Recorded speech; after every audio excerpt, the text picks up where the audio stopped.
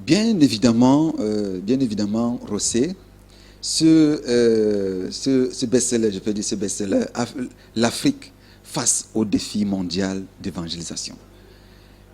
Et la tâche d'évangéliser, c'est une tâche énorme.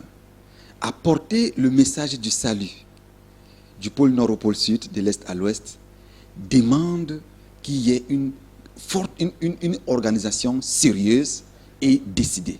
Des hommes et des femmes remplis d'audace, remplis du Saint-Esprit, qui sont armés de la pensée de sauver l'humanité pour pouvoir accomplir cette mission.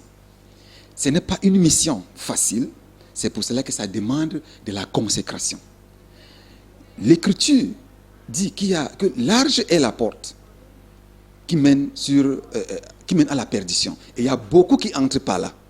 Mais l'Écriture ne dit pas que ceux qui sont entrés sont déjà perdus. Ils sont juste sur le chemin de la perdition.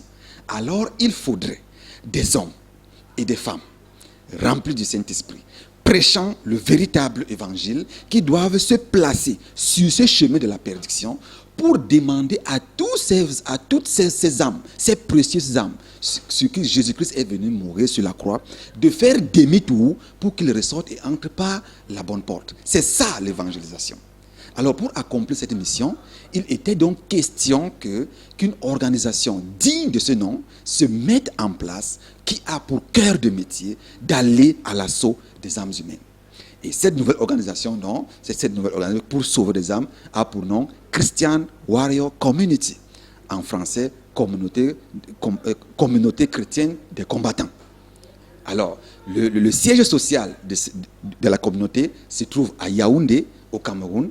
Le siège social gère l'action sur le terrain, alors que le quartier général est à New York, aux États-Unis.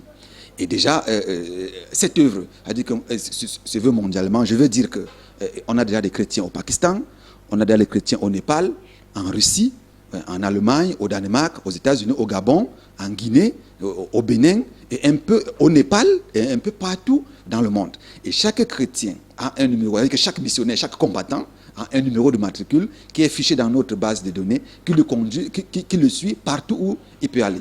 Cela peut paraître perplexe, mais le siège des Nations Unies ne se trouve-t-il pas à New York? Merci Rosset. J'espère que j'ai répondu à ta question.